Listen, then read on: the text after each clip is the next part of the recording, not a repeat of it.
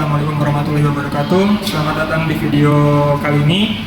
Kami dari kelompok 6 pada hari ini akan melaksanakan praktikum mengenai motor induksi 3 fasa. Tujuan dari praktikum yang akan kami lakukan pada hari ini yakni yang pertama untuk mengetahui data plat name pada alat dan bahan praktikum.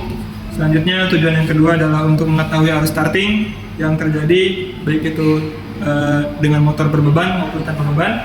Lalu tujuan yang ketiga adalah mengetahui manfaat dan perbedaan antara hubungan bintang dan hubungan segitiga atau star delta. Dan tujuan yang terakhir adalah untuk mengetahui pembebanan pada motor induksi 3 fasa ini.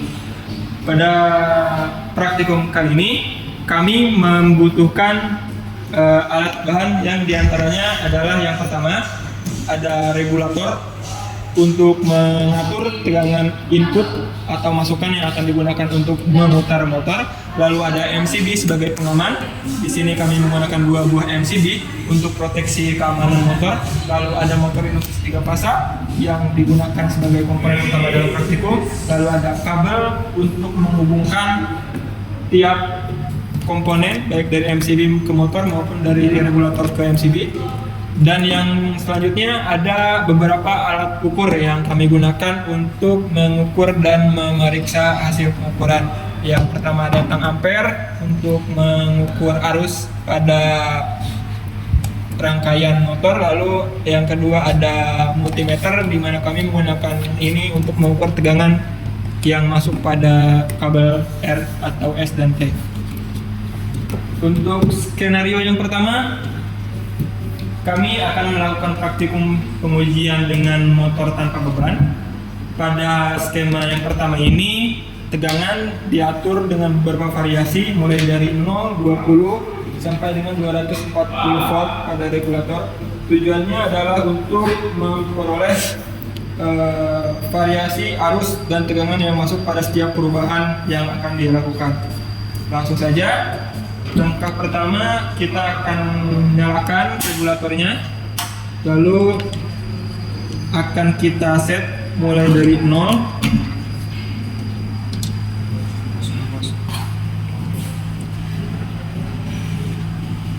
Kita nyalakan MCB dan kita lihat tegangan yang masuk pada tegangan line to line di sisi ST pada motor.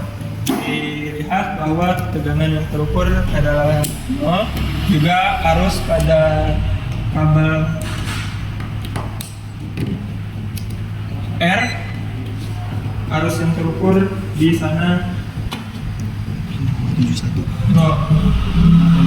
Skema yang kedua adalah kita akan naikkan tegangan pada regulator menjadi 20 volt dan selanjutnya akan kita cek bagaimana tegangan dan arus yang terjadi di sisi motor.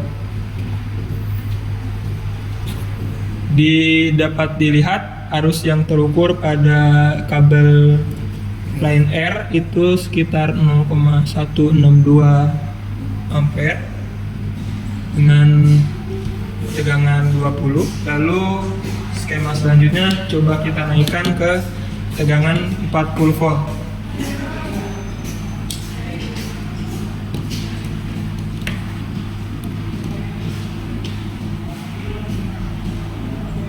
Dapat dilihat arus yang mengalir pada line sisi kabel pas L R itu 0,317 dan motor mulai mengalami putaran namun sangat pelan.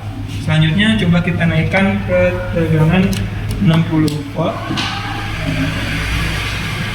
Kita lihat bahwa putaran motor mengalami peningkatan disertai juga dengan arus yang mengalir di sana meningkat menjadi 0,22.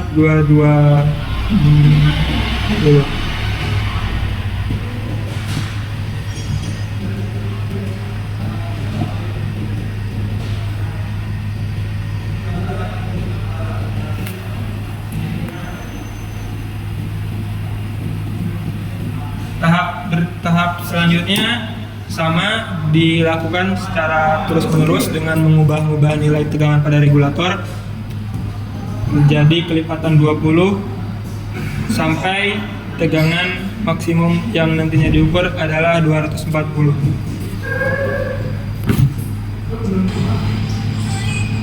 Oke, selanjutnya kita akan mencoba melakukan pengukuran atau praktikum pada pengujian beban pada skema motor start. Dapat dilihat tadi arus awal yang naik adalah arus startingnya adalah sekitar 0,5 untuk memulai putaran motor di hubungan start ini. Baik, untuk pengujian menggunakan beban tadi dilihat untuk arus startingnya pada 1,152 dan kemudian untuk arus nominal yang konstan saat motor sudah menyala itu di 0,359. Sekian. Setelah hasil praktikum diperoleh, kemudian data hasil praktikum dicatat dan dikumpulkan pada laporan. Di sana juga setelah kita mengetahui nilai arus dan tegangan, kita diminta untuk menghitung nilai daya pada W1 dan juga W2 menggunakan nilai hasil pengukuran yang telah dilakukan. Oke, selanjutnya setelah kita mendapatkan data dari pengukuran antara tegangan dan arus, sehingga kita mendapatkan daya dari masing-masing tegangan tersebut. Nah, di sini ada grafik dari tegangan dan juga daya W1.